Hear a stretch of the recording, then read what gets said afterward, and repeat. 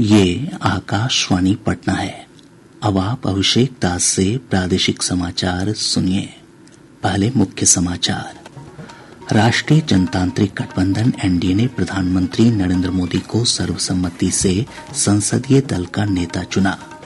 NDA 7 जून को राष्ट्रपति के समक्ष सरकार बनाने का पेश कर सकता है दावा।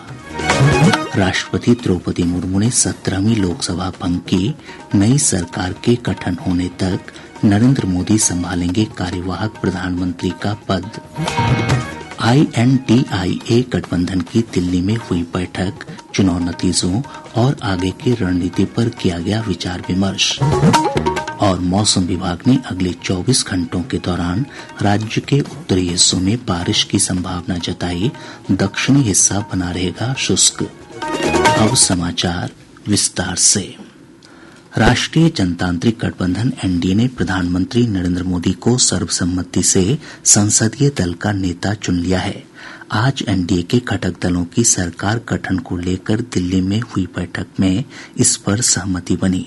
प्राप्त जानकारी के अनुसार एनडीए सांसदों की अगली बैठक 7 जून को होगी, जिसमें औपचारिक तौर पर श्री मोदी को संसदीय दल का नेता चुना जाएगा। इसके बाद श्री मोदी 7 जून को ही राष्ट्रपति द्रौपदी मुर्मू के समक्ष सरकार बनाने का दावा पेश कर सकते हैं। आज की बैठक में लगातार तीसरी बार एनडीए सरकार के गठन के लिए आगे की रणनीति पर विचार विमर्श किया गया। बैठक में जदयू के राष्ट्रीय अध्यक्ष नीतीश कुमार, लोक जनशक्ति पार्टी रामविलास के अध्यक्ष चिराग पासवान, हिंदुस्तानी आवाम मोर्चा के संरक्षक जीतन राम मांझी और तेलुगु देशम पार्टी के प्रमुख एन चंद्रबाबू नायडू समेत एनडीए के 16 घटक दलों के 21 नेता शामिल हुए। प्राप्त जानकारी के अनुसार कई घटक दलों ने अपना समर्थन पत्र प्रधानमंत्री को सौंप दिया है। भाजपा अध्यक्ष जेपी नड्डा, पार्टी के वरिष्ठ नेता राजनाथ सिंह और अमित शाह को सहयोगी दलों के साथ नई सरकार के स्वरूप पर चर्चा की जिम्मेदारी दी गई है। जदयू ने कहा है कि पार्टी नरेंद्र मोदी के नेतृत्व वाले एनडीए का पूरा समर्थन करती है। पार्टी प्रवक्ता केसी त्यागी ने कहा कि उनकी पार्टी ने जिस कारण से विपक्षी गठबंधन छोड़ा था वह अब भी बना हुआ है और उसके साथ वापस जाने का कोई सवाल पैदा नहीं होता है। उन्होंने कहा कि उनकी पार्टी बिहार के लिए विशेष राज्य का दर्जा चाहती है। राष्ट्रपति द्रौपदी मुर्मू ने 17वीं लोकसभा भंग कर दी है। इससे पहले आज केंद्रीय मंत्रिमंडल ने दोपहर बाद हुई अपनी बैठक में राष्ट्रपति को 17वीं लोकसभा तुरंत प्रभाव से भंग करने की सलाह दी थी। श्री मोदी ने राष्ट्रपति मुर्मू से मिलकर अपना इस्तीफा सौंपा था और मंत्रिमंडल भंग करने की सिफारिश की थी। राष्ट्रपति ने श्री मोदी का इस्तीफा स्वीकार कर लिया और उन्हें अंतरिम व्यवस्था के तहत नए मंत्रिमंडल का गठन होने तक कार्यवाहक प्रधानमंत्री के तौर पर बने रहने का अनुरोध किया। राष्ट्रपति द्रौपदी मुर्मू आज रात 8 बजे राष्ट्रपति भवन में निवर्तमान कैबिनेट मंत्रियों के लिए विदाई रात्रि भोज का आयोजन करेंगी। INDIA गठबंधन की आज नई दिल्ली में बैठक हुई। प्राप्त जानकारी के अनुसार बैठक में चुनाव नतीजों और आगे की रणनीति पर विचार विमर्श किया गया। बैठक में राजद के वरिष्ठ नेता तेजस्वी प्रसाद यादव और भाकपा माले के राष्ट्रीय महासचिव दीपंकर भट्टाचार्य भी शामिल हुए। 18वीं लोकसभा चुनाव के परिणामों में भाजपा के नेतृत्व वाले एनडीए गठबंधन को 292 सीटें मिली हैं। भाजपा ने अकेले 240 सीटें हासिल की है। तेलुगु देशम पार्टी को 16 और जदयू को 12 सीटें मिली हैं। इंडी गठबंधन ने 233 सीटें जीती हैं। अन्य के खाते में 18 सीटें गई हैं। कांग्रेस को 99 सीटें मिली हैं। समाजवादी पार्टी ने 37 सीटें जीती हैं, जबकि तृणमूल कांग्रेस ने 29 और डीएमके ने 22 सीटों पर विजय हासिल की है। बिहार में लोकसभा की सभी 40 सीटों के परिणामों में भाजपा और जदयू को 12-12 सीटें मिली हैं। लोक जनशक्ति पार्टी रामविलास ने 5, राजद ने 4, कांग्रेस ने 3 और भाकपा माले ने 2 सीट जीती है। हिंदुस्तानी आवाम मोर्चा ने 1 सीट पर जीत दर्ज की है। वहीं विकासशील इंसान पार्टी और राष्ट्रीय लोक मोर्चा का खाता नहीं खुल सका। भाजपा के विजयी उम्मीदवारों में पश्चिम चंपारण से डॉक्टर संजय जायसवाल, पूर्वी चंपारण से राधा मोहन सिंह, बेगूसराय से गिरिराज सिंह, पटना साहिब से रविशंकर प्रसाद, उजियारपुर से नित्यानंद राय, नवादा से विवेक ठाकुर, महाराजगंज से जनार्दन सिंह सिंगरीवाल, सारण से राजीव प्रताप रूडी, मुजफ्फरपुर से राजभूषण चौधरी निषाद, मधुबनी से अशोक कुमार यादव, दरभंगा से गोपाल जी ठाकुर और अररिया से प्रदीप कुमार सिंह शामिल हैं।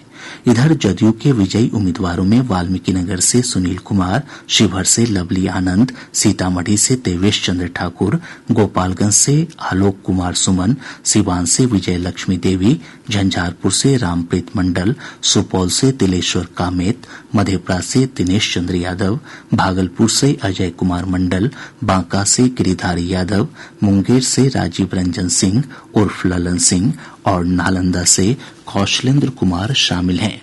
दूसरी ओर लोजपा रामविलास के सभी 5 उम्मीदवारों ने जीत हासिल की है। हाजीपुर सीट से चिराग पासवान, जमुई से अरुण भारती, खगड़िया से राजेश वर्मा, समस्तीपुर से शांभवी चौधरी और वैशाली से वीणा देवी विजयी रही हैं।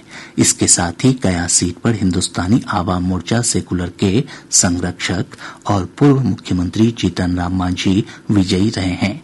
इधर राजद के विजयी उम्मीदवारों में पाटलिपुत्र से मीसा भारती, बक्सर से सुधाकर सिंह, जहानाबाद से सुरेंद्र प्रसाद यादव और औरंगाबाद से अभय कुमार सिन्हा शामिल हैं। कांग्रेस के जिन उम्मीदवारों को सफलता मिली है उनमें सासाराम से मनोज कुमार, कटिहार से तारिक अनवर और किशनगंज से मोहम्मद जावेद शामिल हैं। भाकपा माले के 2 उम्मीदवारों काराकाट से राजाराम सिंह और आरा से सुदामा प्रसाद को जीत मिली है। वहीं एकमात्र निर्दलीय उम्मीदवार राजेश रंजन उर्फ पप्पू यादव ने पूर्णिया सीट पर जीत हासिल की है। प्रदेश कांग्रेस अध्यक्ष अखिलेश प्रसाद सिंह ने कहा है कि बिहार में कांग्रेस के प्रदर्शन की समीक्षा की जाएगी। आज पटना में संवाददाताओं से बातचीत में उन्होंने कहा कि पार्टी को कमजोर करने वाले लोगों को निष्कासित किया जाएगा। उन्होंने कहा कि चुनाव के दौरान कुछ लोगों ने कांग्रेस में रहकर विरोधियों की मदद की। ऐसे लोगों की पार्टी जांच करवा रही है। प्रादेशिक समाचार आप आकाशवाणी पटना से सुन रहे हैं। राज्य के उत्तरी और पूर्वी हिस्सों में पिछले 24 घंटों के दौरान कई स्थानों पर हल्की से मध्यम बारिश हुई है। मौसम विभाग से प्राप्त जानकारी के अनुसार वाल्मीकिनगर में सबसे अधिक 26.2 मिलीमीटर बारिश रिकॉर्ड की गई। इधर आज दोपहर बाद सुपौल, दरभंगा, अररिया, सीतामढ़ी और मधुबनी जिले के कुछ हिस्सों में तेज हवा के साथ बारिश हुई। मौसम विज्ञान केंद्र पटना के वैज्ञानिक एसके पटेल ने बताया कि अगले 24 घंटों के दौरान राज्य के उत्तरी हिस्सों में बारिश हो सकती है। वहीं राज्य के दक्षिणी हिस्सों में मौसम शुष्क बना रहेगा। साथ ही अधिकतम तापमान में 1 से 3 डिग्री सेल्सियस की वृद्धि हो सकती है। तराई एवं पूर्वी भाग के 1-2 जगहों पर मेघ गर्जन के साथ हल्की वर्षा का पूर्वानुमान है। शेष भाग में बादल बनेंगे। कहीं कहीं पर दोपहर के बाद मेघ गर्जन के साथ धूल भरी आंधी आ सकती है, लेकिन ज्यादातर हिस्से शुष्क ही रहेंगे। दक्षिण बिहार में उत्तर पश्चिमी शुष्क हवा चलने का पूर्वानुमान है। इधर पिछले 24 घंटों के दौरान 43.8 डिग्री सेल्सियस अधिकतम तापमान के साथ डिहरी प्रदेश का सबसे गर्म स्थान रहा। राजधानी पटना का अधिकतम तापमान 38.2 डिग्री सेल्सियस रिकॉर्ड किया गया। देश में वर्ष 2023-24 में कुल खाद्यान्न उत्पादन 3,288 लाख टन से अधिक होने का अनुमान है। कृषि मंत्रालय द्वारा जारी प्रमुख कृषि फसलों के तीसरे अग्रिम अनुमान के अनुसार चावल का कुल उत्पादन 1,367 लाख टन हो सकता है। वहीं गेहूं का उत्पादन 1,129 लाख टन से अधिक होने का अनुमान है।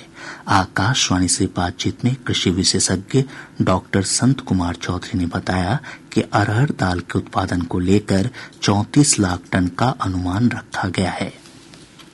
किसान कल्याण मंत्रालय द्वारा जो 2023-24 के प्रमुख कृषि फसलों के उत्पादन का तीसरा अग्रिम अनुमानित जारी किया गया है, से ये दर्शाता है कि लगभग सभी फसलों में वृद्धि हो रही है। कृषि प्रधान देश है जो पिछले 5 वर्षों के औसत खाद्यान्न उत्पादन से 211 लाख मीट्रिक टन अधिक है। ये जो उत्पादन अधिक दिख रहा है, गवर्नमेंट का जो पॉलिसी है वो बहुत ही ज्यादा कारगर साबित हुआ है। गवर्नमेंट के पॉलिसी, गवर्नमेंट के जो सपोर्ट मिल रहे हैं किसानों को, जिससे किसान और किसानों ने जो अथक प्रयास किया है, इसका ये फल है। आज विश्व पर्यावरण दिवस है। यह दिन पर्यावरण के प्रति जागरूकता बढ़ाने को लेकर मनाया जाता है। प्रधानमंत्री नरेंद्र मोदी ने इस अवसर पर नई दिल्ली में एक पेड़ मां के नाम अभियान की शुरुआत की। इसके अंतर्गत श्री मोदी ने बुद्धा जयंती पार्क में पौधारोपण किया। श्री मोदी ने प्रत्येक देशवासी से अपनी मां के साथ मिलकर या उनके नाम पर एक पेड़ लगाने का आग्रह किया। श्री मोदी ने इससे संबंधित तस्वीर #PlantForMother और #एक पेड़ मां के नाम के साथ साझा करने की अपील की है। इधर राजधानी पटना समेत सभी जिला मुख्यालयों में पर्यावरण दिवस पर कई कार्यक्रम आयोजित किए गए। आज संपूर्ण क्रांति दिवस है। इस अवसर पर राज्य भर में कई कार्यक्रम आयोजित किए गए। आज ही के दिन लोकनायक जयप्रकाश नारायण ने तत्कालीन कांग्रेस सरकार के खिलाफ संपूर्ण क्रांति का नारा दिया था। मुख्य राजकीय समारोह पटना के जेपी गोलंबर पर आयोजित किया गया। समस्तीपुर शहर के भोला टॉकीज रेल गुमटी के पास टूटी पटरी देख लाल गमछा दिखाकर बाग एक्सप्रेस को दुर्घटनाग्रस्त होने से बचाने वाले 13 वर्षीय बालक मोहम्मद शाहबाज को रेलवे ने सम्मानित किया है। मंडल रेल प्रबंधक विनय श्रीवास्तव ने उसे प्रशस्ति पत्र देकर सम्मानित किया। उन्होंने कहा कि शाहबाज ने अपनी बहादुरी से ट्रेन को दुर्घटनाग्रस्त होने से बचाया। मैं ये कहना चाहूंगा कि शाहबाज ने जबरदस्त सूझबूझ और नागरिक कर्तव्य का उदाहरण दिया है और इतनी कम उम्र का बच्चा जो है उसने देख लिया है सबसे पहले तो कि क्रैक है छोटा सा एक, उसके बाद उसको इतनी समझ थी कि उसने लाल रंग का जो है कपड़ा लहराया जिससे कि ड्राइवर को दिख गया और ड्राइवर रुक गया। तो ये बहुत ही अच्छा काम इन्होंने किया है और मैं चाहता हूँ कि ये एक माध्यम बने, एक संदेश बने देश के सारे बच्चों के लिए, सारे युवाओं के लिए, सारे नागरिकों के लिए। तो हम यही चाहते हैं कि शाहबाज की कहानी जो है एक प्रेरणा स्रोत बने देश के सारे बच्चों के लिए। इधर आकाशवाणी से बातचीत में मोहम्मद शाहबाज ने उस दिन की घटना की विस्तार से जानकारी दी।